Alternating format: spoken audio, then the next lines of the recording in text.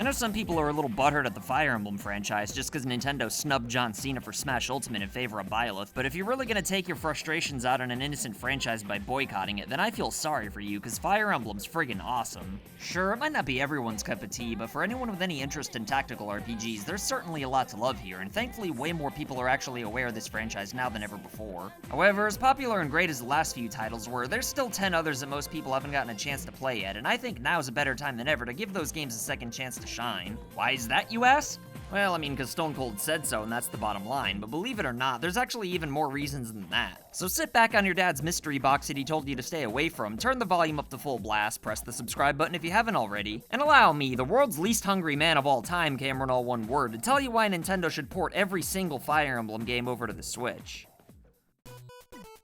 Alright, so I know there's even more than 10 Fire Emblem games that could be ported over to the Switch, but let's be real here. I'm pretty sure most of you probably think that porting 10 games from one franchise over to the Switch is overkill as it is, so I'm not going to be counting the 3DS games, since the whole point of porting older games over is to give new fans a chance to play titles they might have initially missed. And as far as the 2 remakes on the DS are concerned, I'd say hold off on those since the Switch only has one screen. But back to the point of 10 games being overkill though, I'm not saying that they all need full $60 retail releases or anything like that, but since 8 of these games were on the Famicom, Super Famicom, and Game Boy Advance, I do think they'd be great for the Switch's online service. Obviously, Japanese players are probably going to get the first 5 games, but I think that if Nintendo wants fans to stop raising hell every time they update the NES or Super Nintendo libraries, then they should really start giving us games that make the service more worthwhile. I know the retro games are supposed to be considered more of a bonus than anything else, but if our $20 a year is not going towards things like dedicated servers or anything that's actually going to improve the quality of playing Switch games online, then it's really no different than Nintendo holding online play hostage, with the ransom being that we rent 30-year-old games from them. So if you ask me, the least N-Dog could do is go the extra mile and give us games that'll actually make some kind of an impact. I mean, just imagine how cool it'd be for Nintendo to translate NES games that English speakers never got to play officially. It'd pretty much be the same thing as releasing new NES games, and if that's not gonna make people stop complaining about the Switch's retro catalog, then I've got no idea what will.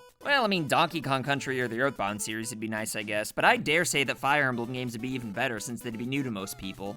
I know you're gonna say that if they translate old games, then Mother 3 should be the top priority, but we all know that at this point, Nintendo's just trying to torture us with that game. And yeah, you might also say that it wouldn't be worth it for Nintendo to have to put a little bit of effort into translating these games, but if small groups of fans, and even sometimes individuals, can translate old games in their spare time for free, then surely a multi-billion-dollar company can get it done in like 5 minutes if it avoid fans duking all over their update videos. I mean, if anything, Nintendo could just copy the fan translations and change the dialogue up a little bit so no one notices. Don't worry about me, Nintendo. I'm not gonna tell anyone if you do that, but I might gloat about it a little bit if you do take my idea. And yeah, I know that Game Boy Advance games aren't even a part of the Switch's online service, but by God they should be, and if Nintendo's dead set against it, then I think the Game Boy Advance trilogy could even get its own standalone release. Or at least be sold digitally on the eShop anyway. Nintendo did sell the Game Boy Advance games on the Wii U's eShop, and they even gave one of the games away for free on the 3DS as part of the Ambassador program, but as we all know, those don't even count as re-releases.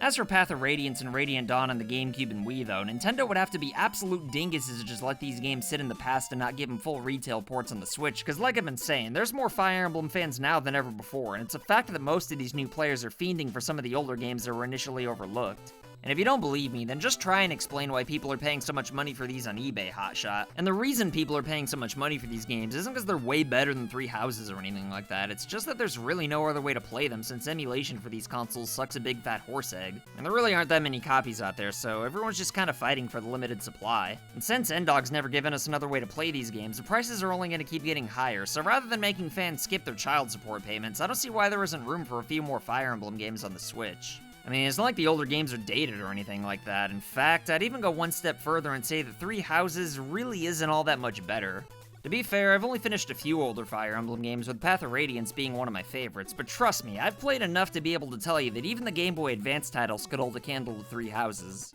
Don't get me wrong, Three Houses definitely has a lot more you can do, and the graphics are an ass hair better, I guess, but saying that the core mechanics of the older games hold up today isn't a diss to the newer games at all. I'm just saying that the best part about the Fire Emblem series is that the core gameplay ages particularly well, especially compared to a lot of other older games.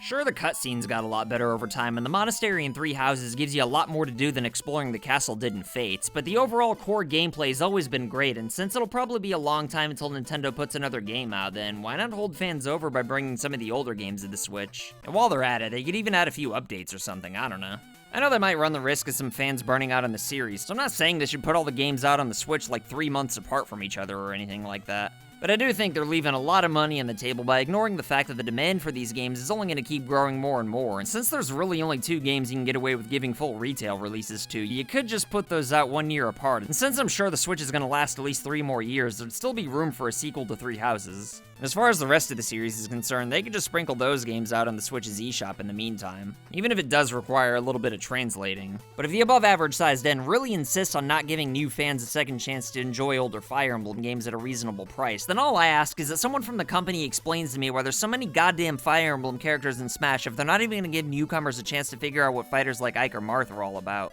But anyway, what do you think about bringing the older Fire Emblem games to the Switch, though? Do you think 10 games is overkill? Do you think it's weird Nintendo's burying a franchise that they seem to be fond of? Or do you think it's only a matter of time before these games get a second chance? Either way, vote for what you think in the upper right-hand corner, let me know what you think in the comments below, and as always, I'll try my goddamnedest to respond to everybody. But let me tell you, if there's 2 people who deserve 10 games to be on the Nintendo Switch, then it would definitely be today's patrons of the day, Milk Shaman and JT Murdoch. If you want to be badasses like these 2, then consider supporting FU Game Crew on Patreon for loot boxes in the mail and other wacky rewards. And if you want to make a cameo, then send pictures or videos of you rocking any FU Game Crew merch like these legendary human beings you see before you. As always, like and share this video anywhere on the internet to help this channel grow. And if you want to prove that you're not down with registered sex offenders, then go ahead and press the subscribe button if you haven't already. My name's Cameron, all one word, and I'll be back with more videos soon.